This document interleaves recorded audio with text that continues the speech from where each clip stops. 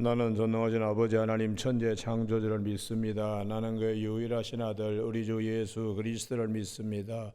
그는 성령으로 잉태되어 동정녀 마리에게서 나시고 본디오 빌라도에게 고난을 받아 십자가에 못 박혀 죽으시고 장사된 지 사흘 만에 죽은 자 가운데서 다시 살아나셨으며 하늘에 오르시어 전능하신 아버지 하나님 우편에 앉아 계시다가 거기로부터 살아있는 자와 죽은 자를 심판하러 오십니다. 나는 성령을 믿으며 거룩한 공교회와 성도의 교제와 죄를 용서받는 것과 몸의 부활과 영생을 믿습니다. 아멘. 오늘 아침에는 어제 아침에 이어서 누가복음 18장 18절에서 30절까지 말씀인데 25절까지만 교독하시겠습니다. 누가복음 18장 18절. 어떤 관리가 물어 이르되 선한 선생님이여 내가 무엇을 하여 영생하리까?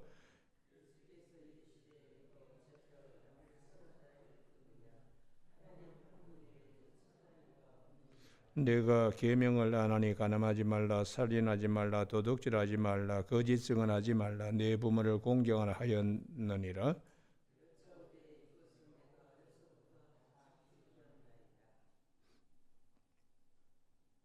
예수께서 이 말을 들으시고 이르시되 내게 아직도 한 가지 부족한 것이 있으니 내게 있는 것을 다 팔아 가난한 자들에게 나눠주라. 그리하면 하늘에서 내게 보화가 있으리라. 그리고 와서 나를 따르라 하시니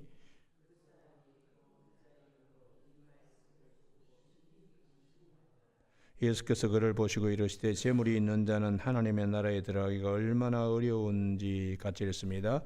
낙타가 바늘 귀로 들어가는 것이 부자가 하나님의 나라에 들어가는 것보다 쉬우니라 하시니. 아멘. 오늘은 22절. 예수께서 이 말을 들으시고 이르시되 내게 아직도 한 가지 부족한 것이 있으니 내게 있는 것을 다 팔아 가난한 자들에게 나누어주라. 그리하면 하늘에서 내게 보화가 있으리라. 그리고 와서 나를 따르라 하시니 하는 말씀 중심으로 한 가지 부족한 것 아는 것이 전부입니다. 라는 제목으로 말씀을 나누겠습니다. 오늘 이 동일 본문이 있는 마태복음 19장에는 그 청년이 재물이 많음으로 청년 부자를 말씀하시는데 누가복음에서는 관리라고 이렇게 말씀하고 있습니다. 예수님께 나와서 어떻게 하면 영생을 얻을 수 있을까? 라는 질문 앞에 이 사람은 어려서부터 다 지켰다는 거. 21절. 계명을 10계명을 어려서부터 다 지켰다고. 무엇이 부족하냐? 부족한 것 없지 않느냐? 이게 이제 자기 의로 구원받을 수 있다고 생각하는 바리새인적 믿음입니다. 내가 어려서부터 다 지켰다고. 이만하기가 쉽지 않지만 그것이 전부일 수는 없습니다. 주님께서는 말씀하시기를 아직도 한 가지 부족한 것, 그게 사실은 전부인데요. 이게 뭐냐? 이게 내가 그럼에도 불구하고 죄인임을 아는 것이 이게 오늘 주님께서 말씀하시는 거예요. 그가 출세하고 부를 축적하고 뭘 어떻고 저떻고 하더라도 영생 구원에 이르는 길은 내가 죄인임을 알고, 그리고 죄인이기 때문에 절대적으로 대속하실 주님이 필요함을 알게 되는, 이게 영생의 필요 충분 완전 조건입니다. 그런데 이제 그런 것들을 알지 못하고 재물을 모은 것처럼, 또 관리가 한 계단 한 계단 밟아서 높은 자리에 올라가는 것처럼 자기 노력에 의해서 이게 이룰 수 있다고 생각하는, 이건 처음부터 출발점이 잘못된 것입니다. 그래서 우리가 내가 얼마나 죄인인가 이걸 알도록 주님께서 마태복음 9장 12절에 11절 12절에 건강한 자에게 의연이 있을 때 없고 병든 자에게 의연이 있을 때 있다. 주님께서 오신 이유는 의인을 부르러 온 것이 아니고 죄인을 부르러 왔다고. 모든 사람이 다 죄인이니까요. 그래서 모든 사람을 다 구원하기 위하여 주님이 오시게 되었습니다. 우리가 이 자신이 죄인임을 깨닫는 것, 이게 전부인데 이게 얼마나 어려운가 항상 이게 잊어버려요. 그래서 나 같은 죄인, 참 살리기 위해서 하나님의 아들이 오셔서 십자가에 죽으심으로 그 은혜 가운데 내가 구원받을 수 있다는 거, 이게 얼마나 감사하고, 온갖 재물을 다 모아도 그 값에 견줄 수 있는 것이 아닙니다. 온갖 출세 다 모아도 그 구원의 은혜에 비길 데가 없습니다. 그래서 성경은 이것을 깨닫기까지 내가 얼마나 죄인인가, 내가 뭘 잘못했는데, 내가 무슨 죄를 지었는데, 내가 무슨 살인을 했냐, 간음을 했냐, 도적질을 했냐, 아직 아니했다, 이런 자기 의로 굳게 철옹성처럼 되어 있기 때문에 이걸 아는 데까지 참 시간이 많이 걸리고, 많은 경험을 통하여 두 손 두 발 다 들고 내가 죄인입니다. 대표적인 경우가 다윗입니다. 다윗이 유대 지파의 왕으로 헤브론에서 7년 6개월 통치하고 평화의 왕으로 오실 예수님을 준비하기 위하여 예루살렘 도성을 정복하고, 그리고 힘들게 말씀의 법궤를 예루살렘으로 이거하고 마지막 소원 성전 건축을 위해서 온갖 다 준비했습니다. 그래서 하나님께서 사무엘하 8장 14절에서 다윗이 어디를 가든지 이기게 하셨다고. 그런 다윗인데 밧세바에 빠져서 죄를 저지르고 우리아를 살인 교사 시켜서 요압에게 전장에서 죽게 하고, 누가 알겠나? 그런데 하나님은 다 아시는 거죠. 그래서 나단 선지자를 보내어 가지고 다윗을 아주 그냥 뻣뻣하게 죄 가운데 갇혀 있는 다윗을 여리고성 소리쳐서 무너지게 하듯이 나단이 소리친 겁니다. 그래서 다윗이 내가 죄인이구나. 시편 51편 5절에서 내가 죄 중에 출생하였고 어머니께서 나를 죄 중에 잉태하였다고, 내가 죄인이군요. 이걸 처절하게 깨닫게 됩니다. 온 백성들 앞에서 그 창피, 그 무릅쓰고 다윗이 나단 선지자의 그 말씀 앞에 다윗은 다 무너지는 것입니다. 그래서 이 죄인이라는 걸 고백하고 진정 내가 죄인이라는 것을 정말 알기까지 이게 쉽게 그냥 말씀이 우리 안에 녹아지지가 않습니다. 성경은 우리가 사도 바울의 경우에도 세상적으로 보면 부족함이 없습니다.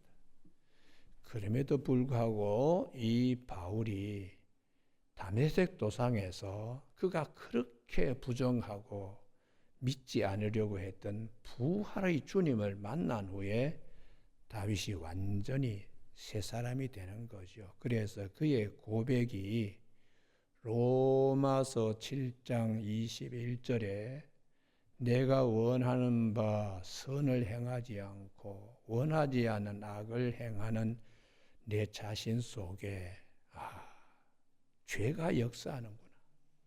악이 함께 존재하며 죄가 역사하는데 누가 이 사망의 몸에서 나를 건져낼 수 있을까? 참 곤고한 자로다. 내가 죄인임을 깨닫습니다. 이걸 이제 사도 바울이 고백하는 거예요. 그래서 이걸 깨닫기까지는 상당히 시간이 걸리고 자기 의를 부인하는 것, 자기 자신을 부인하는 것, 이게 그렇게 쉽지 않다는 것입니다. 여러분, 우리가 사도행전 10장에 베드로가 무두장이 시몬의 집에 가서 기도할 때에 하나님의 환상, 보자기 환상을 3번이나 경험합니다. 난 어려서부터 이런 걸 먹어본 적이 없는데요. 자기 의지요. 하나님께서 내가 거룩하게 깨끗하게 한 것을 네가 왜 속되다 하느냐. 환상에 사로잡혀 있을 때에 성령께서 이 베드로를 이방인 고넬료의 집에 가게 하세요. 그때에 베드로가 사도행전 10장 28절에서 우리 유대인이 이방인과 교제하는 것이 위법인 줄 알지만 거기까지도 이방인과 유대인은 다르다. 이러한 자기 의가 거기에 살아 있습니다. 그래서 십자가와 부활에 대한 말씀을 고넬료 집안 사람들에게 전할 때에 성령이 사도행전 10장 44절에 성령이 내려와서 이방인인 고넬료의 집안 사람이나 유대인이나 하나님이 똑같이 사랑하시는 믿음으로 말미암아 구원을 받게 되는 그 자리까지 베드로가 이제 이르게 되는 겁니다. 겉으로는 고넬료 집안의 식구들이 성령 받은 것이지만 이면적 내면에는 베드로가 자기의 생각을 완전히 부인하는 껍질을 깨고 다시 나오는 이 베드로의 변화된 모습, 누가 주의 이름으로 세례 주는 걸 금할 수 있겠는가 하고 이때의 그 체험과 이 깨달음으로 사도행전 15장 예루살렘 공의회에서 담대히 증가할 수 있어요. 여러분, 이 말씀을 통하여 자기 의를 부인한다는 것, 거기서 빠져나오는 철옹성같이 여리고성 이중성벽이 무너지듯이 무너져야 되는데 이게 참 자기 공로, 자기 의, 내가 이만큼 했는데요.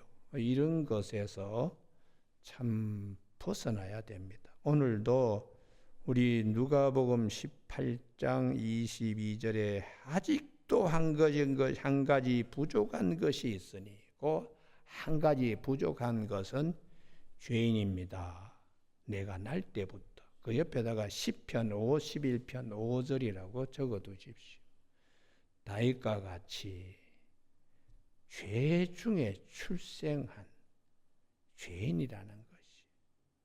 여러분, 우리가 여리고성 점령할 때에 하나님께서 여호수아를 통하여 다 무너뜨리고 하나도 갖지 말라. 그런데 아가는 거기서 외투와 금덩어리와 은을 갖다가 취했습니다. 그래서 그 집안 식구들이 다 죽었습니다. 잘못한 것은 아간인데 왜 그 집안 식구까지 다 돌에 맞아가지고 이렇게 죽게 되었는가?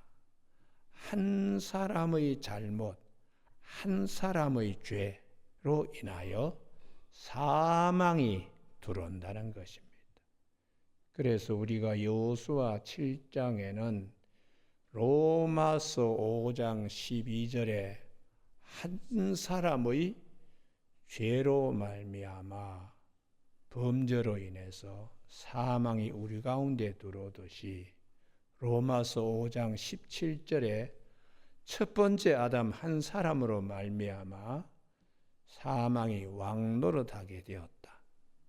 그런데 두 번째 아담으로 오신 예수님 때문에 우리가 그리스도 예수 안에서 생명 왕노릇하게 되었다고 그렇게 말씀하고 있어요. 오늘 아침 우리가 이 부분을 한번 잘 살펴야 되는데요. 누가 그러면은 제자들이 구원받을 수 있는가? 부자이기 때문에 근심하고 돌아갈 때 주님께서 안타까운 말씀이 재물이 있어서 참 버리기 힘드네. 천국 가기가 힘드네. 낙타가 바늘귀로 들어가는 것이 부자가 하나님 나라에 들어간 것보다 쉽다고 이렇게 할 때 제자들이 놀랐습니다. 그때 주님께서 하시는 말씀 27절요. 다 같이 읽으실까요? 시작. 이르시되 무릇 사람이 할 수 없는 것을 하나님은 하실 수 있느니라. 그 부분이 대단히 좋아요. 마태복음 19장 26절에서도 말씀하셨는데 이게 은혜라는 은혜예요. 은혜. 천국 영생은 그리스도 안에서 우리가 누리는 은혜입니다. 은혜. 그래서 오늘 아침에 창세기 15장을 한번 찾아보시기 바랍니다. 창세기 15장. 창세기 15장에 믿음으로 의롭게 된다는 은혜.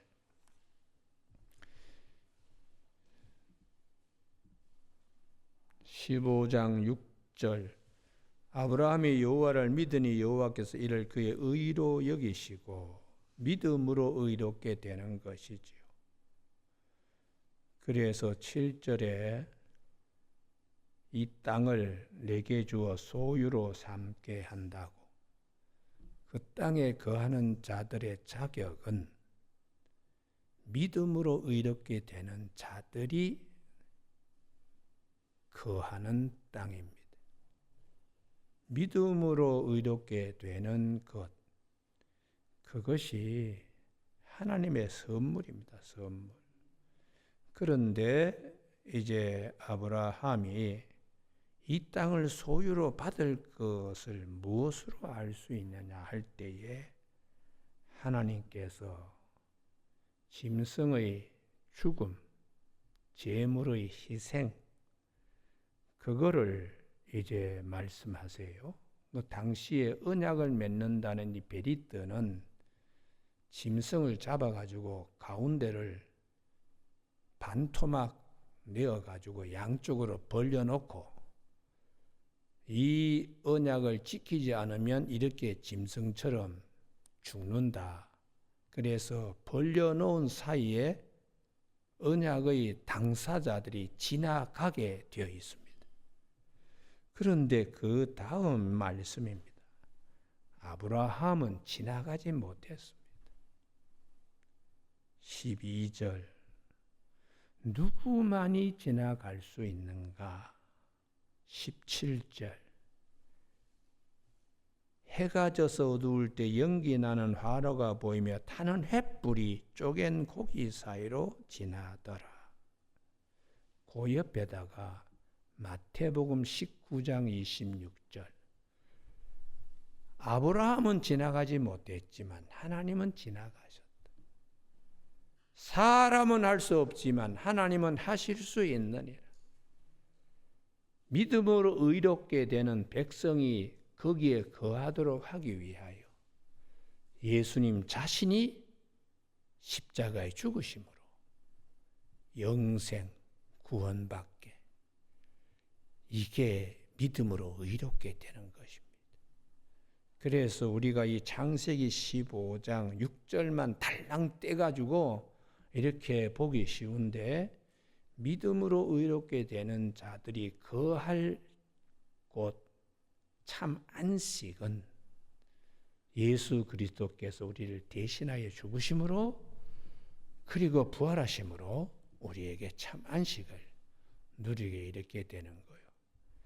그래서 그 옆에다가 로마서 4장 4절이라고 적어두십시오.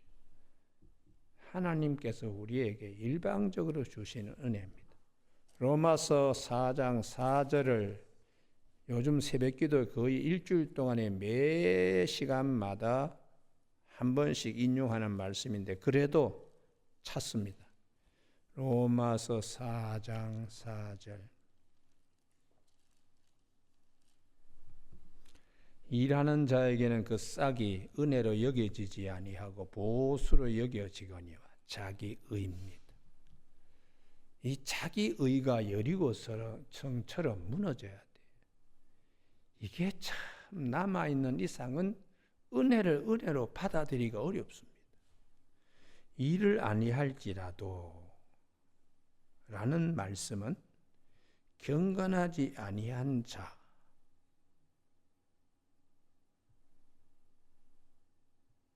의롭다 하시는 이를 믿는 자에게는 그의 믿음을 의로 여기시나니, 이게 창세기 15장 6절 믿음으로 의롭게 되는 겁니다. 여러분, 그래서 사도 바울은 자기 속에 항상 자기 의가 솟아날랴 그럴 때마다 그걸 죽입니다. 그래서 고린도전서 15장 31절에 나는 날마다 죽노라. 왜 죽습니까? 자기 의가 자기도 모르게 솟아날 수 있기 때문에. 왜요? 죄인 중에 우리가 출생했기 때문에 죄의 속성이 남아있는 거예요. 그냥 주님께서 덮어주시니까 의롭다 여김을 받을 뿐이지요. 그래서 우리가 요한복음 2장을 주목해야 되는데요. 주님께서 종들에게 물을 9가지 채우라 할 때에 6개의 항아리를 말씀하세요. 우리가 한 주일에 6일 동안에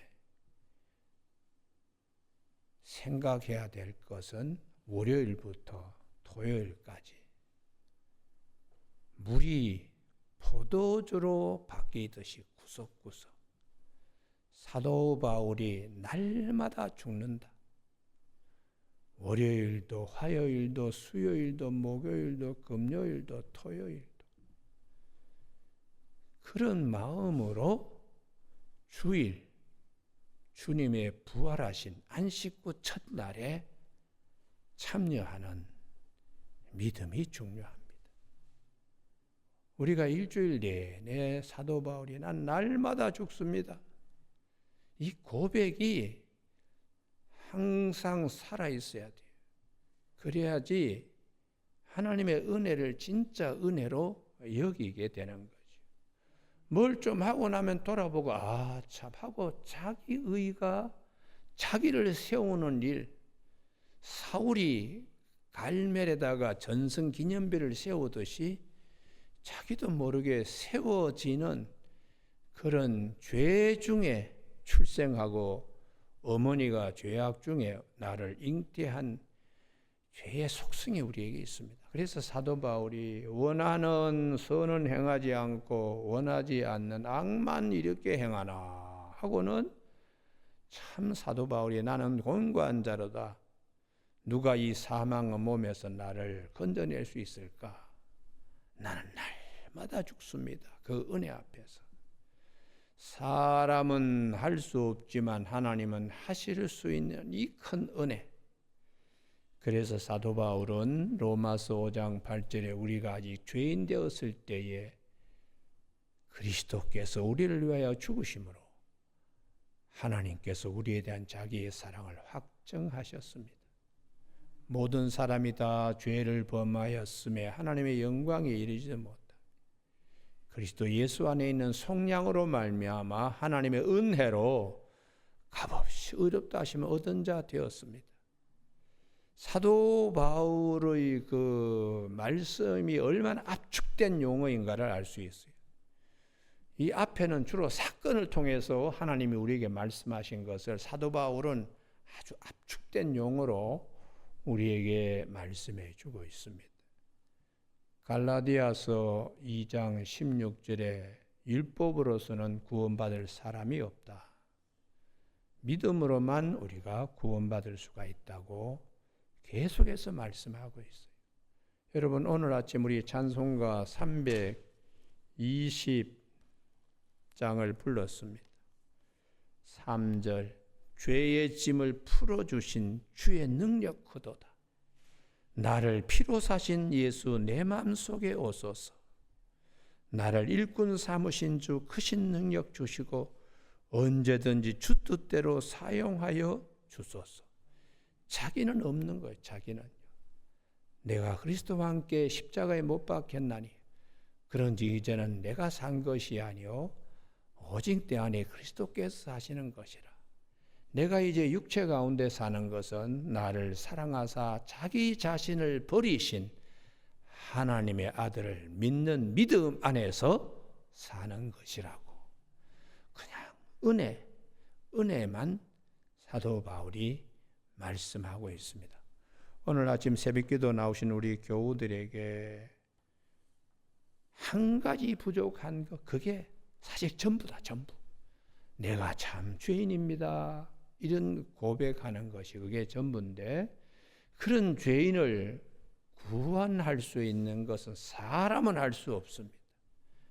하나님만이 하실 수 있는데, 예수 그리스도를 십자가상에서 찢어서 우리를 그 가운데에 길을 열어주셔서 그 길로 아버지께 올 수 있는 아버지의 자녀로 만들어주신 이 큰 사랑 항상 기억하는 저와 여러분이 되시길 주님의 이름으로 축복합니다. 기도하시겠습니다.